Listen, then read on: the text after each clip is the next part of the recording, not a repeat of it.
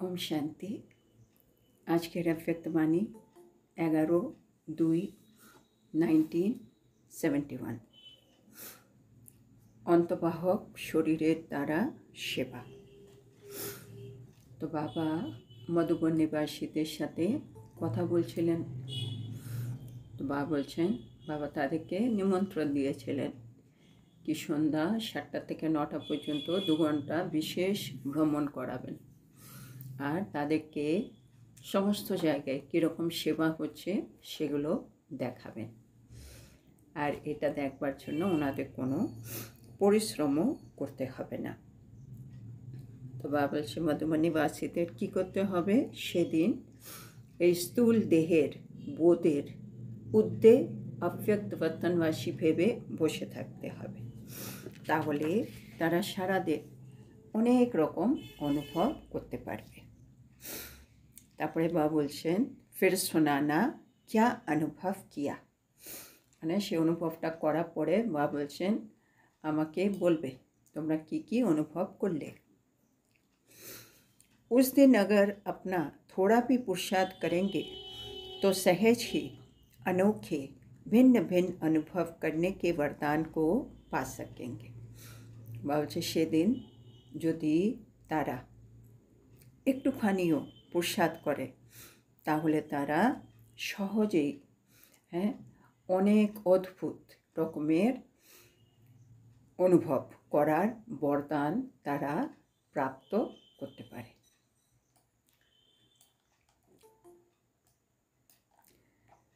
তারপরে বাবা বলছেন 7 से 9 शाम को खास याद का प्रोग्राम रखना। এর জন্য তো তাদেরকে স্মরণের যাত্রায় বসতে হবে। সেজন্য বাবা বলছে তোমরা সন্ধ্যে 7টা থেকে 9টা বিশেষ স্মরণের प्रोग्रामটা রেখো। यूँ तो सारे दिन का ही निमंत्रण दे रहे हैं, लेकिन विशेष ये सैर का समय है। বাবা বলছেন এমনি তো বা সারাদিনের জন্য নিমন্ত্রণ দিচ্ছেন কি তোমরা সারাদিন এসে অব্যক্তবাতানে থাকতে পারো, কিন্তু এই যে বাবা ভ্রমণ করাবে সেটার জন্য বাবা বলছে একটা বিশেষ টাইম দেওয়া হলো। ऐसे समय पर हरेक यथाशक्ति अनुभव कर सकेंगे। আর এই স্পেসিফিক যে বাবা বিশেষ সময় দিয়েছে এই সময় প্রত্যেকে যথাশক্তি অনুভব করতে পারবেন। मधुबन वाले विशेष स्नेही है, इसलिए विशेष निमंत्रण है। बाबा चे मधुबन निवासीरा विशेष स्नेही आत्मा बाबार, সেজন্য বাবা তাদেরকে বিশেষ নিমন্ত্রণ দিলেন। सिर्फ बुद्धि द्वारा अपने इस देह के भान से अलग होकर बैठना, फिर ड्रामा में जो अनुभव होने हैं वो होते रहेंगे। বাবা এর জন্য কী করতে হবে, শুধুমাত্র বুদ্ধি দিয়ে নিজেকে এই দেহে ভানের থেকে আলাদা হয়ে বসে থাকতে হবে। তারপরে ড্রামাতে যা অনুভব হওয়ার তা হতে থাকবে। संदेशियों के लिए तो साक्षात्कार कॉमन बात है, लेकिन बुद्धि द्वारा भी ऐसे अनुभव कर सकते हो। বাবা সুন্দর কথা বুঝিয়ে দিলেন। সন্দেশীরা সাক্ষাৎকারের মাধ্যমে অনেক কিছু দেখে, বাবা বলছে কিন্তু আমরাও চাইলে বুদ্ধির দ্বারাও এরকম অনুভব করতে পারবো। আর সেটাই বাবা সেদিন মধুবন নিবাসীদের করাবেন। इतना स्पष्ट होगा जैसे इन आँखों से देखा हुआ अनुभव करेंगे। বাবা বলছে এটা এত স্পষ্ট হবে যেন মনে হবে চোখ দিয়েই দেখা যাচ্ছে।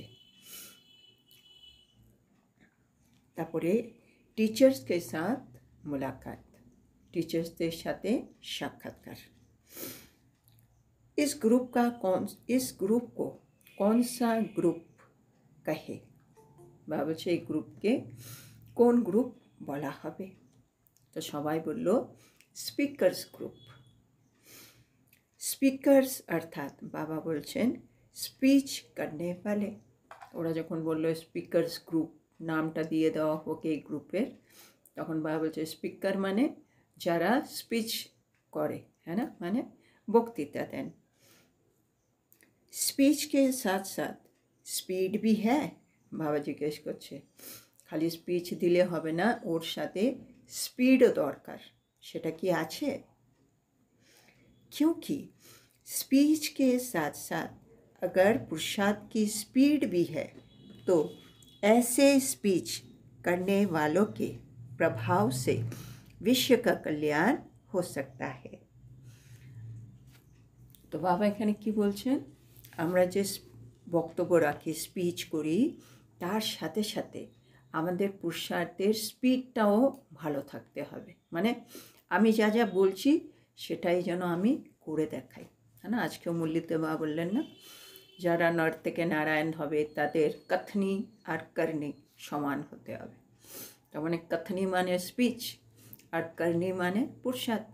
এখানে বাবা তাই বলছেন, মানে ভালো স্পিকার হলে তার সাথে সাথে তার পুরুষার্থের স্পিডটাও ওরকম হতো। মানে আমি যত ভালো ভালো কথা বলছি সেগুলো আমি আমার জীবনেও যেন তাড়াতাড়ি নিয়ে আসি, সে পরিবর্তনগুলো করে ফেলি। তাহলে কি হবে? তবে বলছে ऐसे स्पीच करने वालों के प्रभाव से विश्व का कल्याण हो सकता है। তাহলে এরকম যে বক্তব্য রাখছেন, হ্যাঁ, বক্তৃতা দিচ্ছেন, তাদের যে বক্তার প্রভাব পড়বে তাতে কিন্তু বিশ্বের কল্যাণ হতে পারে। না, বিশ্বে তো অনেক বক্তা আছে, কিন্তু ভালো ভালো কথা যে কোনো কেউ বলতেই পারে, কিন্তু সেভাবে নিজেকেও পরিবর্তন করতে পারা সেটা অনেক কম হবে। তো বাবা চাইছেন আমরা অন্তত ওরকম হয়ে দেখাই, যা বলছি সেটা আমরা অলরেডি আমাদের জীবনে নিয়ে এসেছি, তাহলে এক বিশ্বের কল্যাণ হবে। अगर स्पीड के बिना स्पीच है तो विश्व का कल्याण होना मुश्किल हो जाता है। হ্যাঁ, বাবা বলছে যদি স্পিড নেই, মানে পরিবর্তনের স্পিড নেই, আমার শুধু স্পিচ আছে, তাহলে বিশ্বের কল্যাণ হওয়া এটা মুশকিল। বাবা বলছেন तो ऐसे कहे ये स्पीच और स्पीड में चलने वाला ग्रुप है। তো বাবা গ্রুপের নাম দিয়ে দিচ্ছে, এরা হলো স্পিচ আর স্পিড চলতে পারা গ্রুপ। তারপরে বাবা বলছেন जिनों की स्पीच भी पावरफुल है, स्पीड भी पावरफुल है, उनको कहते हैं विश्व कल्याणकारी, मास्टर दुखहर्ता सुखकर्ता। হ্যাঁ, বাবা এখন আমাদেরকে ডেফিনেশন দিয়ে দিল, যাদের স্পিচ পাওয়ারফুল, যাদের স্পিডও পাওয়ারফুল, তারাই কিন্তু বিশ্ব কল্যাণকারী, তারাই কিন্তু মাস্টার দুঃখহর্তা সুখকর্তা, হ্যাঁ না? ওরা যে স্পিচ দিচ্ছে সেটা শুনে কত মানুষের মনে আশা জাগবে, হ্যাঁ না? কি আমি আমার যে পরিস্থিতি আছে তার থেকে বেরোতে পারি, আমি আত্মা, আমার মধ্যে সে শক্তিটা আছে, ভগবান এসছেন আমার জন্য। এই যে বক্তব্য শুনবো, সেগুলো শুনেই তাদের মনের সব দুঃখগুলো বেরিয়ে যাবে, তাদের জীবনে সুখ এসে যাবে। কিন্তু এটা কাদের বক্তব্য থেকে হবে? যাদের স্পিচও পাওয়ারফুল, স্পিডও পাওয়ারফুল। আমি যা বলছি সেগুলো আমি দেখো আমি করে দেখিয়েছি, तो আমি বিশ্ব কল্যাণকারী আত্মা, আমি मास्टर दुखहर्ता सुखकर्ता। तो ऐसे कार्य में लगे हुए हो? বাবা জিজ্ঞেস করছে, তাহলে আমরা কি, আমাদের পুরুষার্থটা কি এরকম হচ্ছে কি আমিও এই মাস্টার দুঃখহর্তা সুখকর্তা বিশ্ব কল্যাণকারী আত্মা হয়ে দেখাতে পারবো বাবাকে? जो दुखहर्ता सुखकर्ता होता है वो स्वयं इस दुनिया की लहर से भी परे होगा। এবার যে দুঃখহর্তা সুখকর্তা ওই আত্মার বাবা কিছু কোয়ালিটি বলছে, বলছে ওই আত্মা নিজে কিন্তু এই দুনিয়ার, হ্যাঁ, লহর সে ভি পরে হোগা। হ্যাঁ, এটা কি দুনিয়া? এটা হচ্ছে দুঃখধাম। তো দুঃখধামে তো সবসময় দুঃখের ঢেউ আসবে, লহর। তারা কিন্তু এই দুঃখধামে থেকেও দুঃখের ঢেউ থেকে উঠতে থাকবে, মানে কমল পুষ্পের মতো। পাকে আছি কিন্তু তবু আমি পাকে নেই, আমি ফুটে আছি, আমি জলের উপরে আছি, সেরকম। মানে আমি দুঃখধামে আছি কিন্তু আমি দুঃখী নয়, আমি নিশ্চিন্ত, আমি খুশি, এরকম। আরও একটা আছে, আরও পয়েন্ট, और उनकी स्पीच भी दुख की लहर से परे ले जाने वाली होगी। তাহলে বাবা বলছে যে দুঃখকর্তা সুখকর্তা তার দুটো কোয়ালিটি বাবা বলছে। একটা হচ্ছে সে নিজে দুনিয়ার মানে দুঃখের ঢেউয়ের ঊর্ধ্বে থাকবে, আর দ্বিতীয় তারা যে স্পিচ করবে সেই স্পিচটা শুনে অন্য আত্মারাও তাদের দুঃখের তরঙ্গের থেকে দূরে চলে যাবে। মানে ওদের কথাগুলো এমন হবে সামনে আত্মাদের দুঃখের ঢেউ, দুঃখের তরঙ্গ, সেগুলো ওরা ভুলে যাবে, তাদেরকে আত্মাদেরকে মানে উড়িয়ে নিয়ে চলে যাবে। ওর ভাষণটাই এরকম হবে। ऐसी स्टेज पर ठहर कर स्पीच करते हो? বাবা এখন জিজ্ঞেস করছে এরকম স্টেজে স্থিত হয়ে তোমরা কি স্পিচ দাও? হ্যাঁ, তার মানে আমাদের চেক করতে হবে। আমি আত্মা যে কোনো জায়গায় যে কোনো বক্তব্য রাখি, সে বড় বড় স্টেজ নাই হতে পারে, যে কোনো জায়গায় আমি যখন কথা বলছি আমার কথাটা শুনে সামনের আত্মার পজিশনটা চেঞ্জ হচ্ছে নাকি, মানে সে যত ডিস্টার্ব ছিল, মুড অফ ছিল, সেখান থেকে বেরিয়ে আসতে পারছে কিনা, তার মানে আমি ওকে সে দুঃখের তরঙ্গের ঊর্ধ্বে নিয়ে যাচ্ছি। তো সেটা চেক করতে হবে।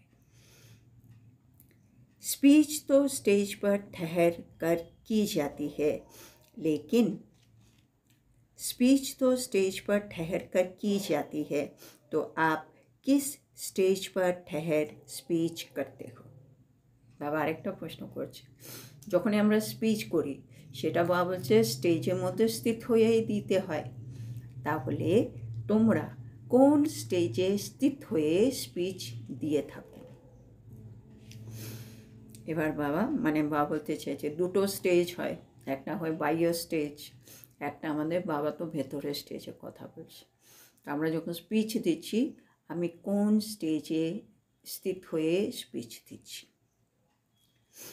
बाबा बोलचन जो बाहर की बनी हुई स्टेज होती है उस पर, बाबा बोलছে যেটা বাইরের স্টেজ বানানো থাকে তোমরা কি সেই স্টেজের উপরে উঠে ভাষণ দাও?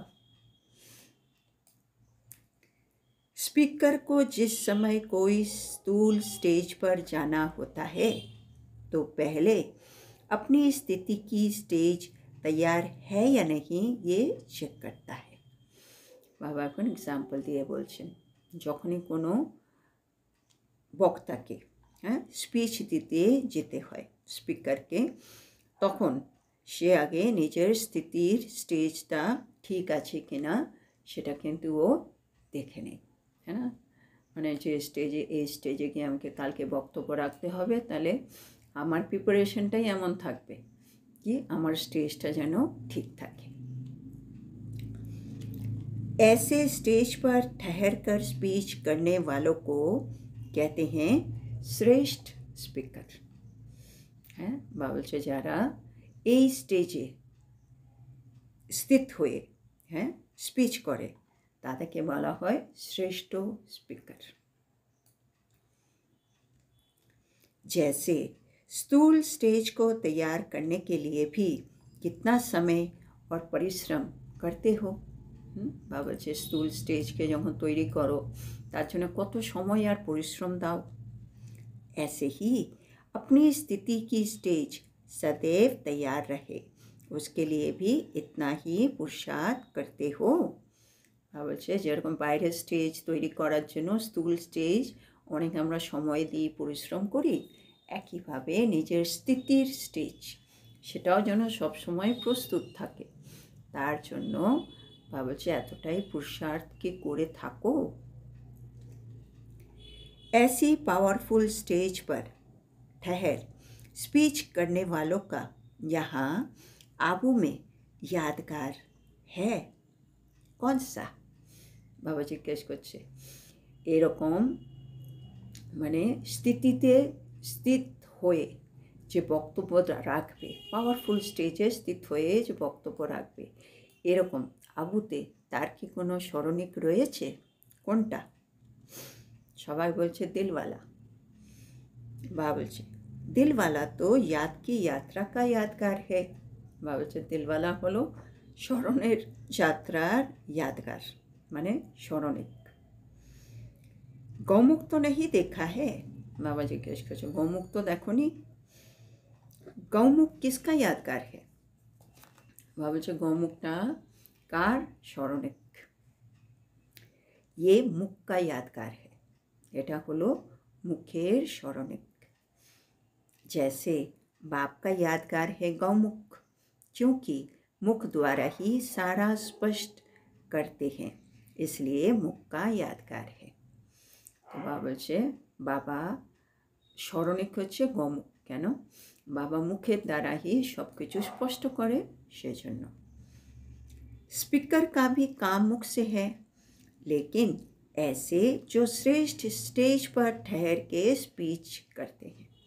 तो বলছে বাবাও মুখ দ্বারা স্পিচ করেন, যেন বাবারই স্মরণিক হচ্ছে গৌমুখ।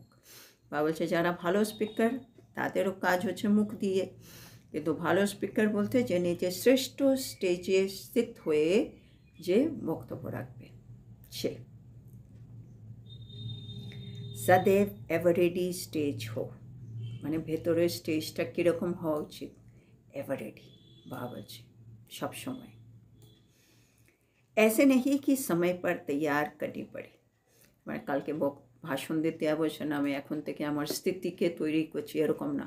আমার স্থিতি যেন সব সময় একই রকম থাকে, কি আমাকে যখনই বলবে আমি ওই স্থিতিতে স্থিত হয়ে স্পিচ দেব। তো স্থিতি আমার সব সময় এভারেডি অবস্থায় থাকতে হবে, বাবা বলছেন। एवरेडी स्टेज होने से जो प्रभाव होता है वो बहुत अच्छा पड़ता है। বলছে যদি এভারেডি স্টেজ এ স্থিত থেকে কোনো বক্তব্য কোনো ভাষণ দেয় আর কি কোনো আত্মা, তাহলে তার প্রভাব কিন্তু অনেক বেশি পড়ে।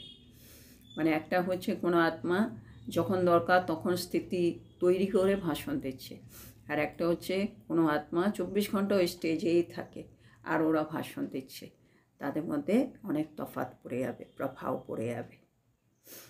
इसलिए पूछा है कि प्रभावशाली हो, छन्न बाबा जिज्ञेस करছে তোমরা কি প্রভাবশালী হয়েছো? इस ग्रुप को प्रभावशाली ग्रुप कहे, এই গ্রুপটাকে কি প্রভাবশালী গ্রুপ বলা যাবে?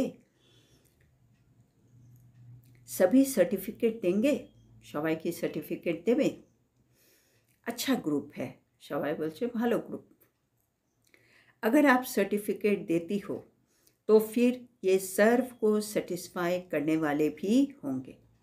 হ্যাঁ, বাবা বলছে যদি তোমরা সার্টিফিকেট দাও তাহলে তোমাদের সবাইকে কিন্তু সন্তুষ্টতা প্রদানকারী হতে হবে। इसमें हाँ करते हो? সাহেব বলছে এর মধ্যে কি हाँ করছো তোমরা? हाँ বলছো। अगर खुद संतुष्ट मनिया है तो औरों को भी संतुष्ट करेंगे। হ্যাঁ, বাবা বলছে নিজে যদি আমি সন্তুষ্ট মনে হই তাহলে তো আমি অন্য আত্মাদেরকে সন্তুষ্ট করতে পারবো। टीचर्स का भी पेपर होता है, कैसे? মানে এটা টিচার্সের গ্রুপ, তো বাবা দেখে বলছে টিচারদেরও কিন্তু পেপার হয়। কীরকম হয়? তোরা বলছে टीचर का पेपर सूक्ष्म वतन से आता है, টিচারদের পেপার সূক্ষ্ম वतन থেকে আসে। বাবা বলছেন टीचर का पेपर कदम कदम पर होता है, टीचरদের पेपर প্রতি পদক্ষেপে হয়। जो भी कदम उठाते हो वो ऐसा ही समझकर उठाना कि पेपर हॉल में बैठकर कदम उठाते हो। হ্যাঁ, এটা হচ্ছে আমাদের পুরুষার্থের জন্য। বাবা বলছে আমরা সব সময় মানে পেপারের জন্য রেডি থাকতে হবে আমাদেরকে। যেন কী ভাবতে হবে কি আমি একটা পরীক্ষার হলে বসে আছি, আর পরীক্ষার হলে বসে আমি আমার পদক্ষেপটা নিচ্ছি, তার মানে আমি যা এখন করব তার একটা রেজাল্ট বেরোবে।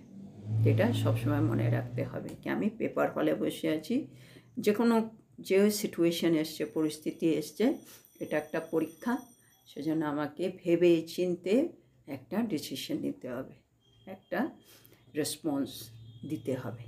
তো পরীক্ষা হল এটা ভেবে পদক্ষেপ নাও। क्योंकि स्पीकर अर्थात स्टेज पर बैठे हो। বলছে কেন এরকম বাবা বলছে পেপার হল মানে এক্সামিনেশন হলে বসে আছো পেপারে, কেন তোমরা বক্তা, বক্তা মানে স্টেজে বসে আছো, স্টেজে বসা মানে পেপার हॉल এরকম। तो जो सामने स्टेज पर होता है उसके ऊपर सभी की नज़र होती है। মা বলছে যারা স্টেজে থাকে তাদের উপরে কিন্তু সবার নজর থাকে। आप लोग भी ऊंची स्टेज पर बैठे हो। হ্যাঁ, মানে এমনি স্টেজে বসলেই সবার নজর থাকে। আর বাবা আমাদেরকে বলছে আমরা কোন স্টেজে বসে আছি, উঁচু স্টেজে। হ্যাঁ, আত্মার স্টেজ অনেক উঁচু জায়গায় বসে আছে, সেজন্য সবার নজর আমার উপরে। अनेक आत्माओं की निगाहें आप लोगों के कदम पर है। অনেক আত্মার দৃষ্টি তোমাদের পদক্ষেপের উপরে কিন্তু রয়েছে। तो आपको कदम कदम पर ऐसा अटेंशन से कदम उठाना है। তো সুতরাং মানে আমি অনেক উঁচু স্টেজে, আমার উপরে অনেক আত্মাদের মানে নজর, সেজন্য আমাকে ভেবে চিন্তে মনোযোগ দিয়ে প্রতিটা পদক্ষেপ নিতে হবে। अगर এবার अगर एक कदम भी ढीला व कुछ भी नीचे ऊपर होता है तो अनेक आप लोगों को फॉलो करेंगे। হ্যাঁ, বাবা এটা বারে বারে বলে, যদি আমার কোনো পদক্ষেপ এলোমেলো হয়ে যায় বা একটু উপর নিচে হয়ে যায়, তাহলে কিন্তু অন্য আত্মারাও তো আমাকে স্মরণ করছে, ফলো করছে। হ্যাঁ, সেজন্য বাবা বলে মানে আমি একটা বিকরম করলাম, কিন্তু আমাকে যারা ফলো করে তারাও বিকরমগুলো করলো, তো তাদের যে বিকরমটা হলো তার মধ্যে কিন্তু আমি দায়ী হয়ে গেলাম, একটা পার্সেন্টেজ আমারও চলে আসবে, কেন আমার জন্য ওই কর্মটা হয়েছে। সেজন্য বলছে যত তুমি নিমিত্ত আত্মা হবে তত আমাদের দায়িত্ব কিন্তু বেশি, কেন আমাকে অনেক লোকে ফলো করছে। তো বাবা এখানে এটাই বলছে, আমার একটা পদক্ষেপ এদিক ওদিক হয়ে গেলে অনেক আত্মার পদক্ষেপ এদিক ওদিক হয়ে যাচ্ছে, তার জন্য দায়ী কে? আমি। তো সেজন্য তুমি সবসময় ভাবো পেপার হলে বসে আছো, সেজন্য ভেবে চিনতে পদক্ষেপগুলো নাও। তারপরে বাবা বলছে इसलिए टीचर्स को जो भी कदम उठाना है वो ऐसा सोचकर उठाना। সেজন্য বাবা বলছে টিচার্স তোমরা যে কোনো পদক্ষেপ উঠাবে তোমরা কিন্তু ভাবনা চিন্তা করে উঠাবে। হ্যাঁ, কি অনেক লোককে ফলো করবে, আমি যেটা করছি ওটা ঠিক তো, ঠিক হলে করি, না হলে থাক। क्योंकि কেন? তাজধারী মানে হোনা। হ্যাঁ, তোমরা তো মুকুটধারী হয়েছো, তাই না? कौन सा ताज मिला है? কোন মুকুট পেয়েছো? जिम्मेवारी का ताज। হ্যাঁ, দায়িত্বের মুকুট আমরা পেয়েছি। जितनी बड़ी जिम्मेवारी उतना बड़ा ताज। যত বড় দায়িত্ব আমরা নেব এখন সঙ্গম যুগে পাওয়া বলে, অত বড় তুমি ওখানে মুকুট পাবে। তো যত বড় দায়িত্ব, হ্যাঁ, जितनी बड़ी जिम्मेवारी उतना बड़ा ताज। যত বড় দায়িত্ব অত বড় মুকুট। तो जो बड़ी जिम्मेवारी मिली हुई है तो अपने को ऐसा निमित्त बने हुए समझ करके फिर कदम उठाओ। হ্যাঁ, তাহলে বা বলছে আমার যতগুলো দায়িত্ব আছে, আমি তো জানি আমার কত দায়িত্ব, তার মানে আমাকে কত লোকে ফলো করছে, আমি কত লোকের জন্য নিমিত্ত আত্মা, সেটা মনে রেখে তুমি পদক্ষেপগুলো গ্রহণ করো। अभी अलबेलापन नहीं। হ্যাঁ, এখন अलबेलापन চলবে না।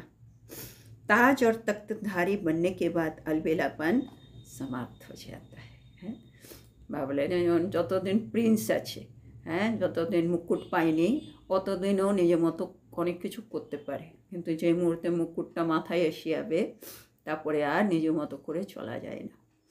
এখন বাবা বলছে আমাদের মুকুটও পেয়ে গেছি আমরা, আর তক্তধারীও হয়ে গেছে, না সিংহাসনধারীও হয়ে গেছে, সেজন্য এখন আর अलबेलापन কিন্তু আর চলে না। अलबेलापन अर्थात पुरुषार्थ में अलबेलापन। আমাদের अलबेलापनটা কোন জায়গায় আসবে? পুরুষার্থে। হ্যাঁ, সেজন্য अलबेलापन মানে पुरुषार्थे अलबेलापन।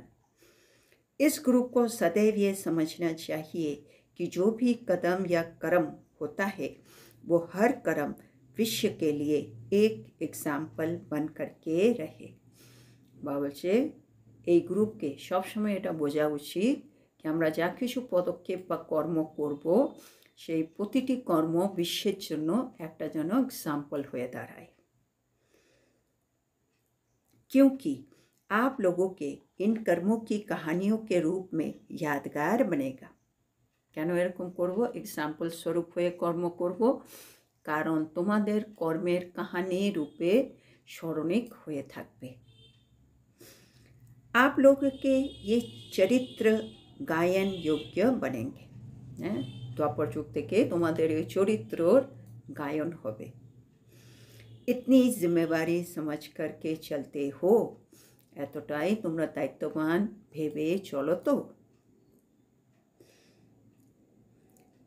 ये इस जिम्मेवार ग्रुप की विशेषता है।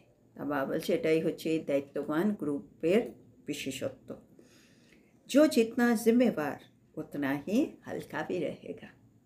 বাবা এত কথা বলে বুঝিয়ে দিল, এখন এত কিছু চাপিয়ে দিল বাবা, আমরা দায়িত্ববান ভেবে একটু ভারী না হয়ে যায়। সেজন্য বাবার সাথে এতে বলছে যতটা দায়িত্ববান অতটা কিন্তু হালকাও থাকতে হবে, হ্যাঁ না? কেন আমি করছি না, তো সব বাবা করছে। সেজন্য আমাদের ডাবল লাইট অবস্থা, দায়িত্ব বাবা দিয়েছে, বাবার সব কিছু, আর বাবা আমাকে দিয়ে করিয়ে নেবে। সেজন্য সবসময় হালকাও থাকতে হবে। আচ্ছা, সেখানে আজকে এই মূল্যটা কমপ্লিট হলো। তো আজকে বাবা আমাদেরকে বলছেন স্পিকার, হ্যাঁ, ভাষণ দেওয়ার জন্য কি কি দরকার, স্পিচ আর স্পিড। বাবা দুটো শব্দ নিয়ে বলছে, পাওয়ারফুল স্পিচ, পাওয়ারফুল স্পিড লাগবে, তাহলেই আমি আত্মা বিশ্বকল্যাণকারী আর মাস্টার দুঃখকর্তা সুখকর্তা হতে পারব। আর দুঃখকর্তা সুখকর্তা আত্মারা কীরকম হবে? তাদের নিজের এই দুনিয়ার দুঃখের ঢেউয়ের ঊর্ধ্বে থাকবে তারা, আর তাদের যে স্পিচ সেটা দিয়ে অন্য আত্মারাও দুঃখের তরঙ্গের ঊর্ধ্বে চলে যাবে। তো সেজন্য বাবা বলছে যখনই তোমরা স্পিচ দিচ্ছ সবসময় নিজের স্টেজটাকে মানে খেয়াল রাখো, স্টেজের উপরে টেনশন দাও। যেমন বাইরের স্টেজ যখন বানায় তার উপরে কত সময় আর কত পরিশ্রম করো, একইভাবে নিজের ভেতরের যে স্টেজ সেটার উপরে একটু অ্যাটেনশন দিতে হবে, সেটা যেন পাওয়ারফুল থাকে। তারপরে বাবা বলছে আমাদের ভেতরের স্টেজটা সবসময় এভারেটি স্টেজ বানিয়ে নিতে হবে। হ্যাঁ, বাবা বলছে একটা এভারেটি স্টেজে থাকা, সে যখন বক্তব্য রাখেন সেই প্রভাব কিন্তু অনেক বেশি পড়ে। তারপরে বাবা বলছে সন্তুষ্টমণি হতে, যে নিজে সন্তুষ্টমণি সে অন্য সবাইকেও কিন্তু সন্তুষ্টও রাখতে পারবে। তারপরে বাবা বলছে আমাদেরকে পদক্ষেপ কীভাবে ওঠানো উচিত, এটা ভেবে কি আমি পরীক্ষা হলে বসে আছি, এটা ভেবে তোমরা পদক্ষেপ নাও। সবসময় ভাবো তুমি একটা উঁচু স্টেজে বসে আছো আর সবার দৃষ্টি তোমার পদক্ষেপের উপরে রয়েছে। তোমার পদক্ষেপ যদি একটু এলোমেলো হয়ে যায় বা একটু উপর নিচে হয়ে যায়, অনেকেই কিন্তু তোমাকে অনুসরণ করবে। সেজন্য বাবা বলছে তোমাদের তো একটা মুকুট আছে, তাই না? হ্যাঁ, একটা দায়িত্বের মুকুট আছে। সেই জন্য দায়িত্বের মুকুট যখন পেয়ে গেছি, হ্যাঁ, তারপরে আমরা সিংহাসনধারীও হয়ে গেছি, এরপরে আলস্য আলবেলাপান, হ্যাঁ, আর চলে না। এখন তোমাদের প্রতিটা পদক্ষেপ এমন হতে হবে যেটা বিশ্বের জন্য একটা এক্সাম্পল হয়ে দাঁড়াক। তোমাদের কর্ম কাহানি রূপে স্মরণিক হয়ে থাকবে। হ্যাঁ, দ্বাপর যুগ থেকে তো এগুলোই হবে, আমরা যখন পূজ্যস্বরূপে চলে যাব। তোমাদের চরিত্র যেন গায়নযোগ্য হয়, এরকম দায়িত্ববান হয়ে তোমরা চলো। কিন্তু যত দায়িত্ববান ততই যেন তোমরা হালকা থাকো। তো আজকের এত সুন্দর শিক্ষার জন্য আমরা আমাদের প্রিয় শিব বাবাকে বলবো ধন্যবাদ বাবা, ধন্যবাদ। ওম শান্তি।